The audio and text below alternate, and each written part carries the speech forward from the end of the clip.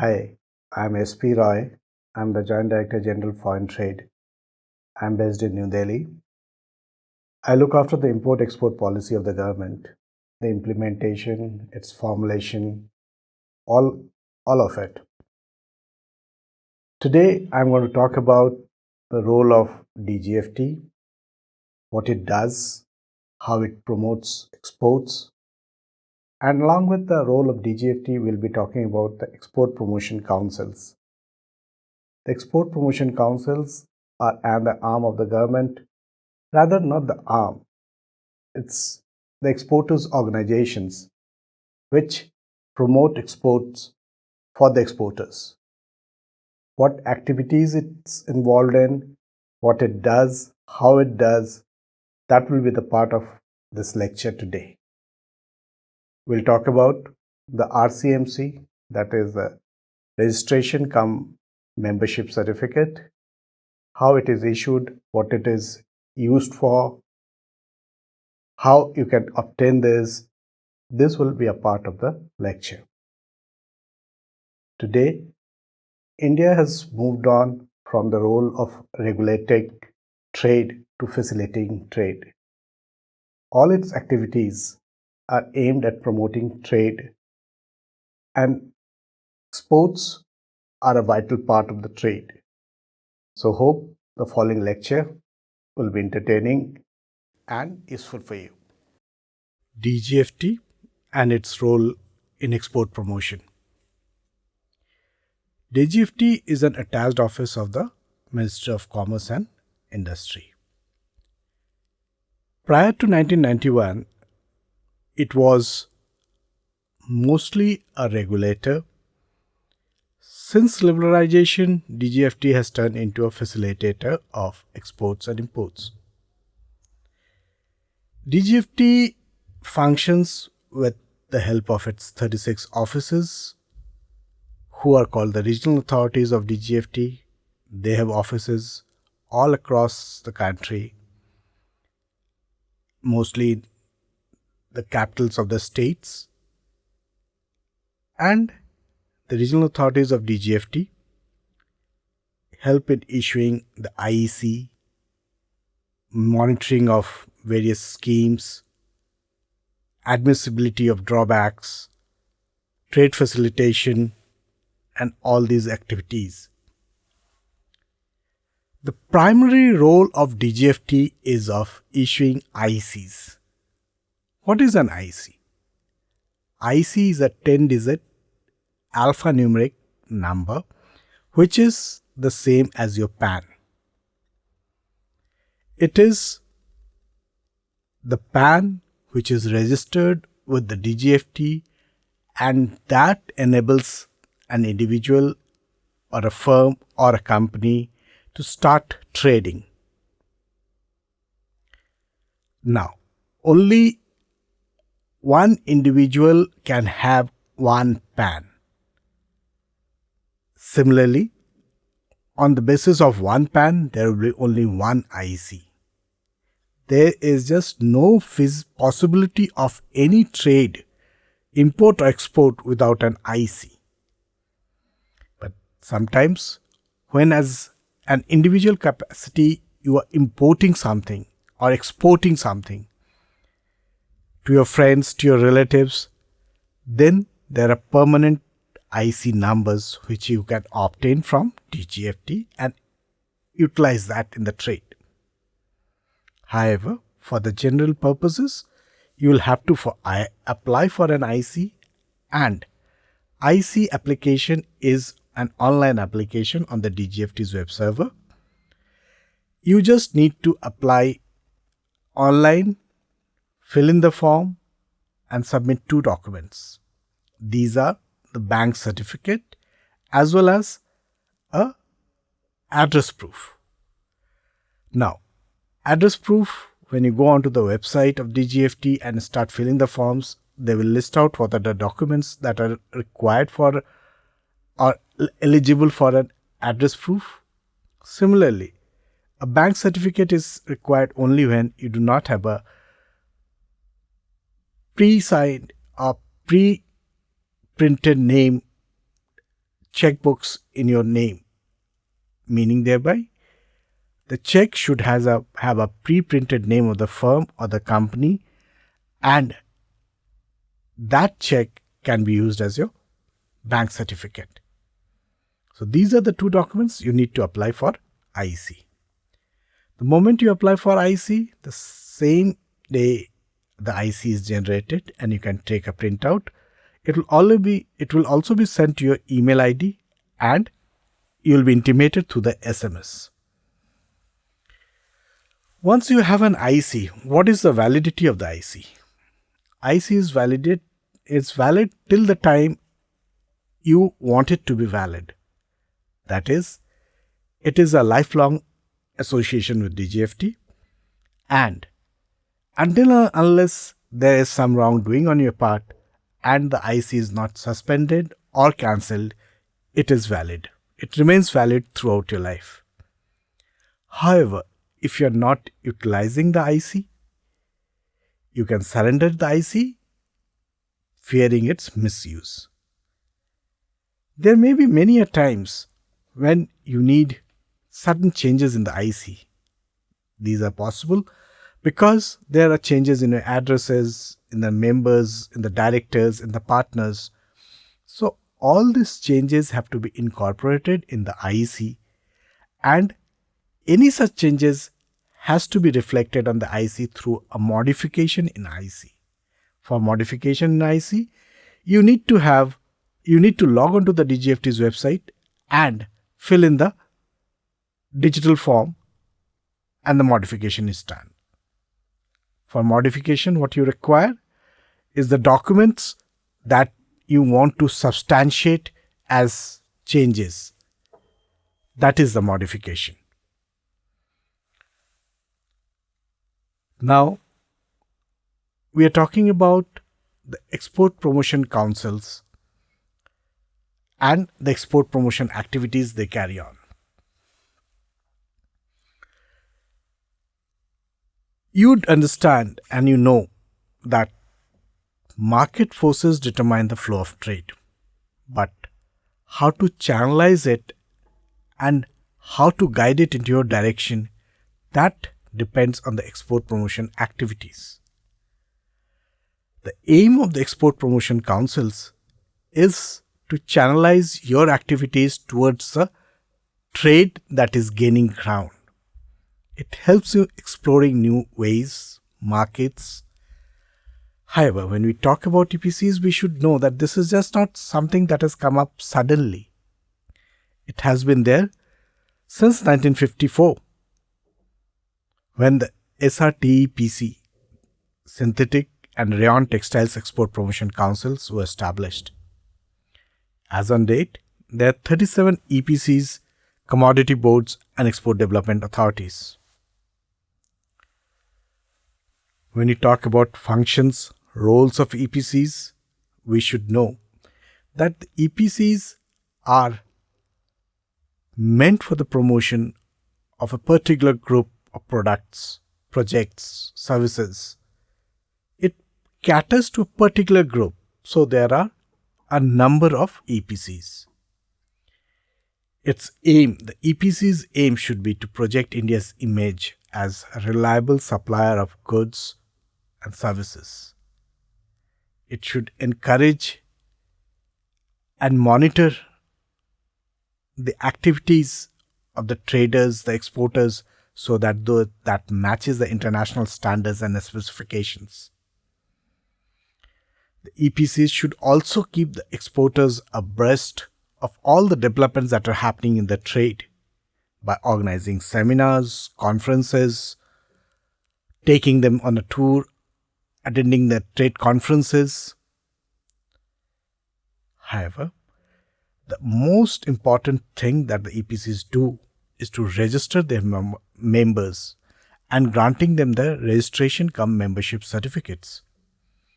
These documents, the RCMC that is issued by the EPC, is primarily one of the most necessary documents in the trade. We'll talk about RCMCs a bit later, but before that, you should know that the EPCs are also there to help you out in documentation procedure in availing benefits from the government. It also helps you giving you the links to other organizations, other bodies from whom you can extract help in promoting your own activities. But remember, all these EPCs do not provide financial assistance.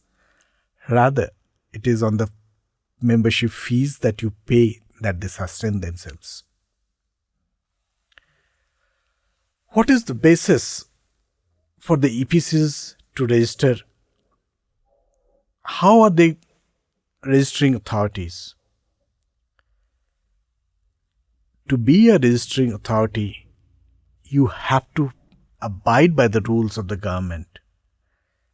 In this case, the Department of Commerce and DGFT has laid down that the EPCs will not be controlled by a few people for their own interests. That is why it ensures that there is an elected representative as head of that organization. We ensure this through e-voting. The members may be scattered all over the country. Now, if they are told to come over for a voting at a particular place, that may be difficult. So the members are enabled to e-vote their representatives. The tenure of the heads of the EPCs are restricted to a term not more than 2 years. We have limited that if there is a president or a chairman, he wants to seek an election, he wants to be posted, he wants to be promoted as a chairman or a president, he has to be first the vice president or the vice chairman. It is only through this route that he can become the head of that EPCs. Why is that? That is to ensure that he understands the trade and he knows as to how EPCs function. EPCs are also responsible for carrying out all the government activities. They are there so that they can report to the government the difficulties faced by the trade, and they must ensure that they follow all the directions of the central government. We talked about EPCs being registering bodies. So, what are they registering? They are registering you, the exporter, as member and issuing their RCMCs. This registration cum membership certificate is an essential document for obtaining any benefit or concession under the foreign trade policy. It is also necessary if you are seeking a permission for export of restricted goods. Now, who can obtain the RCMC? It can be obtained by the merchant exporters, manufacturer exporters. Whom do you go to a EPC when you do not know your line of activities? Suppose you have an activity where number of different branches are involved. In that case, you should seek the help of FIO. You become a member of FIO, that is Federation of Indian Exporters Organization. Suppose you are in the Northeast and you are into multi-products exports. What do? You go to the SHELEC, that's a Suffixil is the name of the organization which registers multi-product exporters in the Northeast. Similarly, if you are an exporter of handicraft items or handloom projects, then you go to the Department of Handicrafts, Director Handicrafts in the government of J&K. How do you become a member? you have to fill in a form, and that form is called ANF2C. And what will be the format of the certificate? That is laid down in the foreign trade policy as an appendix 2A.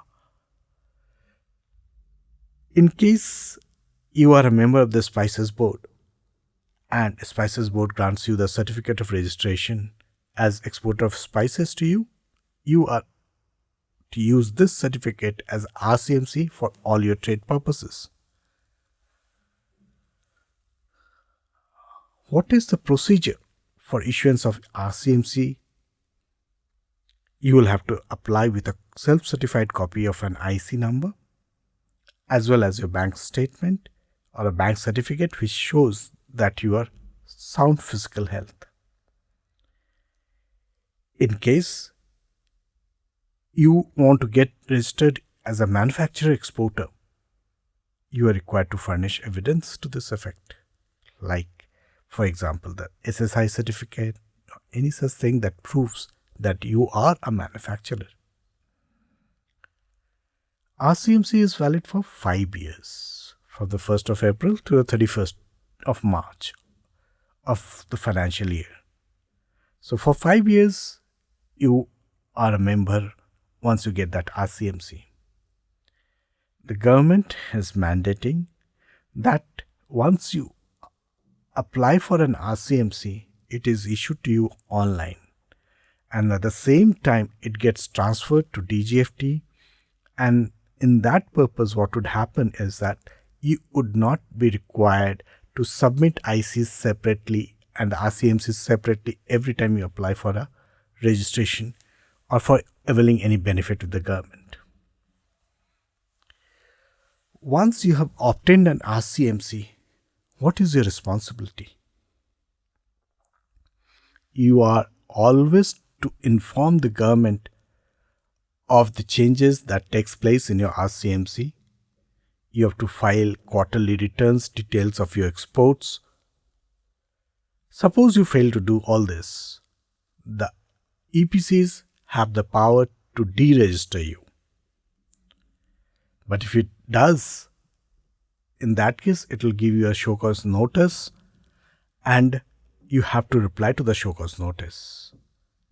And suppose they deregister you and you are aggrieved by that deregistration, you can appeal to the Department of Commerce or an appeal to the DGFT pleading for revocation of that deregistration. Since we are talking about exports, we are talking about the Export Promotion Councils, we must know what are its functions. The functions of EPCs are, it serves as an information hub for all the products that it caters to. It offers guidance. It gives you the assistance in filling forms. It at the same time obtains and collects data from you and provides it to the government so that government can frame more better policies.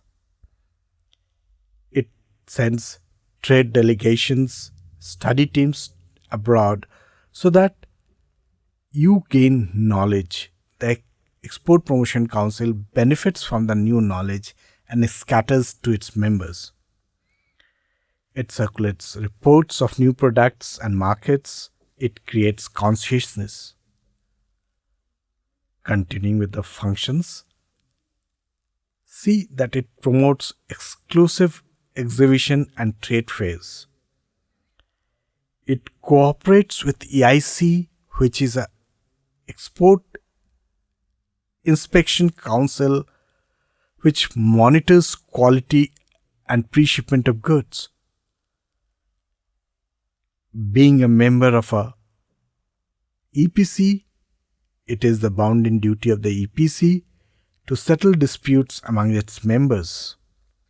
It also acts to obtain concessions from the government, from other organizations, from the insurance bodies, banks, to protect and promote its exporters. Nowadays, as I will take you through the slides, you will see that EPCs are venturing into new areas like infrastructural development, skill development, design development, domestic market development. These are the areas that they're focusing because they have to grow. India has to grow. In this slide, what you see is EPCs, different types of EPCs, and who is the controlling body or whom do they report. For example, under the EPCs, under the Ministry of Commerce and Industry, you will see there are around 12 export promotion councils which are directly seeking benefits or representing the specific bodies and reporting to the Department of Commerce. Similarly, there are around 8-9 bodies which are under the Ministry of Textile. These textile ministries, EPCs, promote that kind of activity which is controlled and governed by the Textile Ministry. When we talk about textiles, we talk about commerce, we should also talk about agriculture. That's a major field. And when you see that there are commodity boards which are promoting agricultural products, plantation products like rubber, coffee, tea, tobacco, spices. These are the commodity boards which are under different ministries like the Commerce, Department of Agriculture, and not only them, big institutes like AMPEDA, AMPEDA is Marine Products Development Authority, NAFED. These are into marketing and promoting agricultural products.